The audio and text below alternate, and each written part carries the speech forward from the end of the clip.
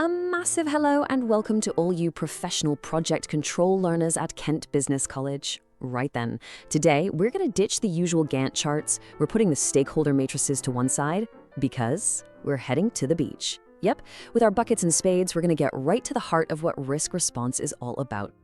So, you might be wondering, what on earth does building a sandcastle have to do with launching a multi-million-pound project? Well, honestly, almost everything. Think about it. You've got a clear goal, you've got limited resources, and you are surrounded by uncertainty. So today, we're going to use that great British tradition of a day at the Feeside to build a really rock-solid understanding of how to manage project risks. Okay, let's dive right in, shall we? We've found our spot on the beach. The vision for a truly magnificent sandcastle is burned into our minds. But, danger's already lurking.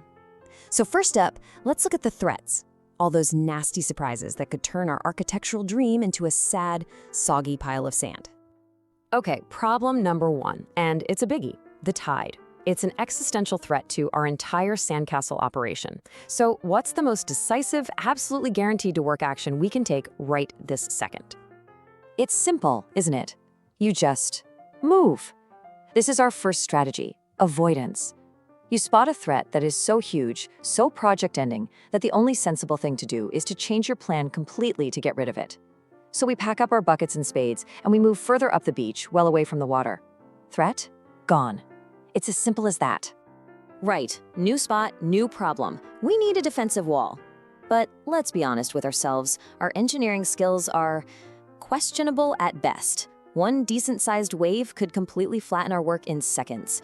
We are totally out of our depth here, so what on earth do we do? You get someone else to do it.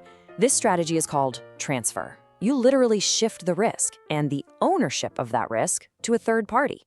Now, in proper project management, this might mean taking out insurance or hiring a specialist subcontractor. On the beach? Well, we spot the kids next to us, offer them a $5 and our spare ice lollies to build us a professional seawall. If the wall fails now, hey, it's on them. Of course. You knew it was coming. No trip to a British beach is ever complete without the threat of rain. Now, it's not a total project killer like the tide was, but a downpour could seriously mess up our delicate spires and fancy turrets. We can't stop the rain, obviously, so how do we reduce its impact? You take action to lessen the damage. This is mitigation. So you're not getting rid of the risk entirely, but you're taking the sting out of it. We could, say, dig a deep moat around the castle to help with the drainage, or maybe have a little tarpaulin sheet ready to throw over it. It is all about having that contingency plan, that plan B ready to go. Oh, wait a second. Plot twist. A fella in a high-vis jacket has just wandered over and told us we're building on a sensitive wildlife habitat. We can't exactly argue with the council, can we? This threat is completely outside of our scope. It's beyond our authority, so now what? You pass it up the chain of command. This strategy is escalate.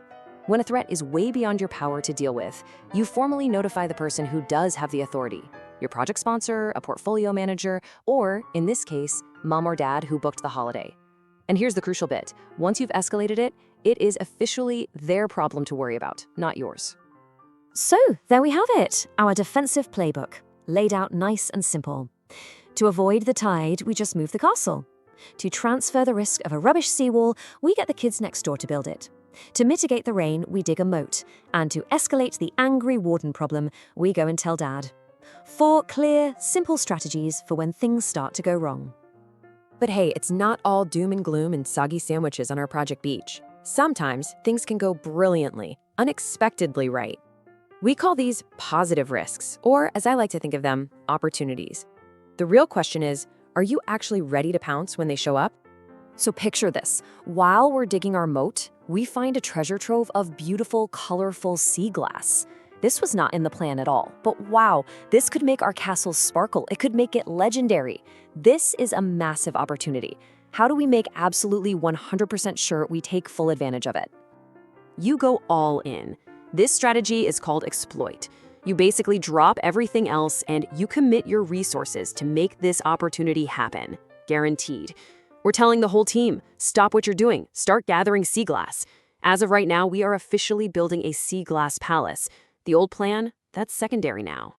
Then, All of a sudden, we hear an announcement over the tannoy. There's a Sandcastle of the Day competition, and the prize is a giant tub of ice cream. We reckon we've got a shot at winning this, but only if we finish on time. This is a brilliant opportunity, but it's not a dead cert, so how can we tip the odds in our favor? You add a bit of rocket fuel. This is the enhanced strategy. Now, you're not dropping everything like you did with exploit. Instead, you're investing some extra resources specifically to increase the probability of success. So we promise everyone an extra flake in their ice cream if they can just work a little bit faster to meet that deadline. We're actively boosting our chances of getting that prize. Okay, you are not going to believe this. A real-life artist has just wandered over and, being impressed with our efforts, has offered to lend her expert hand. I mean, she could take our design to a whole new level. But she's a third party, so how do we best leverage her amazing skills? You form a partnership. This strategy is share. You bring in a third party who is perfectly equipped to seize the opportunity, and you figure out a way so you both benefit. So we agreed to let the sculptor take the lead on designing the turrets, and in return, we'll share the competition prize with her if we win. It's a classic joint venture, right there on the sand. And finally, we get to the most common strategy of them all, acceptance. But, and this is key, it has two very different faces. For a negative risk, like a bit of light drizzle, acceptance is passive. You just accept it, keep a stiff upper lip and carry on. But for a positive risk, it's much more active. You see ice cream van on the distance, you're not going to drop everything and chase it down the road, but you've got your wallet ready just in case it comes your way. You acknowledge the opportunity, but you don't actively pursue it. So let's quickly recap our toolkit for good fortune. To exploit the sea glass, we drop everything. To enhance our chances in the competition, we work faster for a bigger price. To share the opportunity, we partner up with the sculptor. And to accept a potential opportunity, we stay ready for that ice cream van. 4 distinct ways to handle those happy accidents. Okay, so what's the big takeaway from all this? The crucial point is that these aren't just abstract ideas from a textbook. They are real, practical tools you can use every single day to actively shape the future of your project, whether it's made of sand or steel. And it all fits into a really simple, repeatable process. First, you spot something on the horizon. Is it a rogue wave or is it a helpful sculpture? Then you choose your strategy from the 8 we've just talked about. After that, you plan your specific action. Are you grabbing your wallet or your spade? And finally, you just do it, and you keep an eye on how it's all going. It's a constant cycle. So I'm going to leave you with a final thought. I want you to think about the project you're working on right now. What's the light drizzle that you've just been ignoring, hoping it goes away? And what's the ice cream van you haven't got your money ready for? Being a great project manager isn't about stopping the waves from coming. It's about learning how to surf. Thanks for joining me.